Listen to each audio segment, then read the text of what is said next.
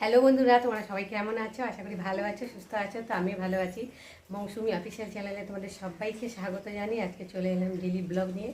তো দেখো, সকালে বাসি কাজ সেরে ঠেরে বাজার গেছিলাম। তো বাজার থেকে এসে কাঁচা ধোয়া করে চান করে মাথা ব্যথা ঘষে নিয়েছি, দেখতেই পাচ্ছ।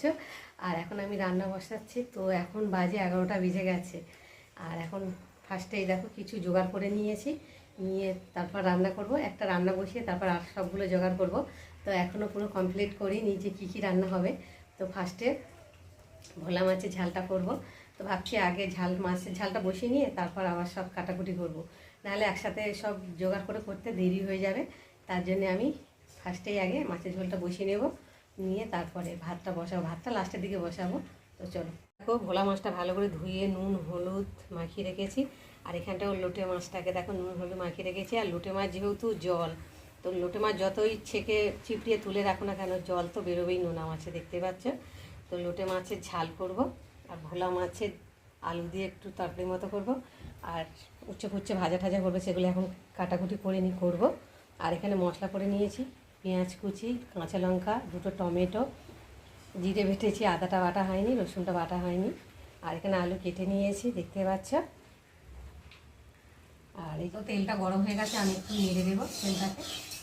তেলটা বেশ ভালোভাবে গরম না হলে না মাছটা লেগে যাবে, ওই জন্য একটু তাড়াতাড়ি বেশি করে দেখো। আর বাইরে তো বৃষ্টি শুরু হয়ে গেছে, বুঝতেই পারছো, আওয়াজ হচ্ছে বৃষ্টি। আর এখন আমি একে একটু ভোলা মাছগুলোকে ভেজে নেব।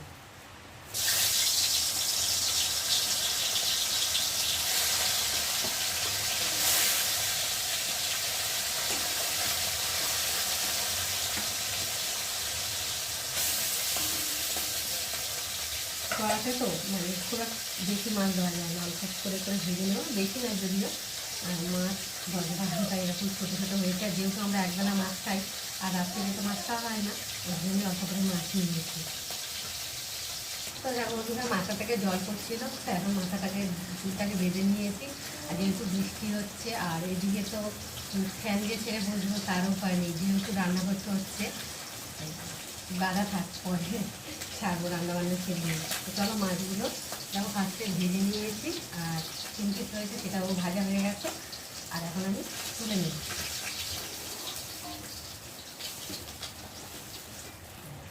বেশ লাল লাল করে সুন্দর করে ভেজে নিয়েছি। আর এখন কড়াতে তেল দেবো, অল্প তেল আছে, আর একটু দেবো।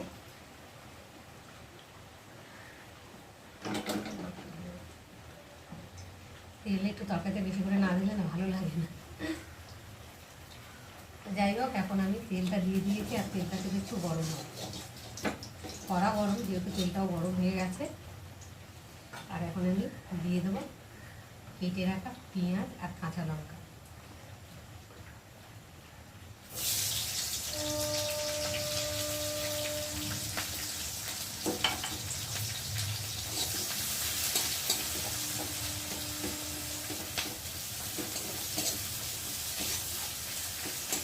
পেঁয়াজটা একটু ভাজা ভাজা হয়ে এসেছে।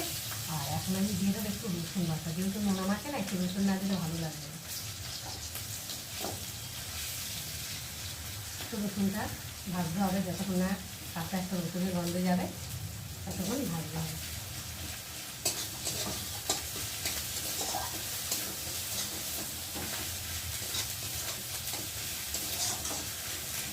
একটু সময় লাগবে ভেজে। পেঁয়াজটা ভাজা ভাজা হয়ে এসেছে। আর এখন এই যে কেটে রাখা সরু সরু করে আলুগুলো দিয়ে ভেজে নেব।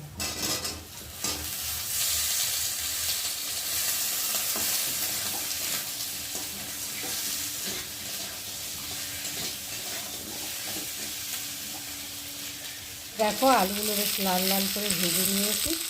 আর এখন আমি দিয়ে দেবো পরিমাণ মতো নুন, দিয়ে দেবো হলুদ গুঁড়ো, দিয়ে দেবো একটু লঙ্কার গুঁড়ো, দিয়ে দেবো আদা বাটা জিরে বাটা,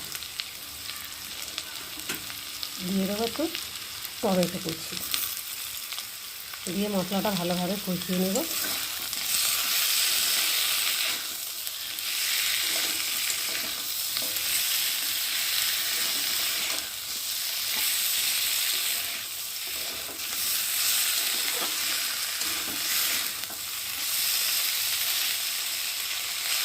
তো তো দেখো মশলাটা বেশ ভালোভাবে কষিয়ে নিয়েছি, আর মশলার যে একটা কাঁচা গন্ধ সেটাও চলে গেছে।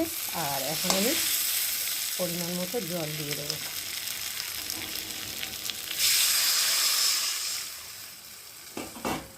একটু ভালো করে নেড়ে দেবো,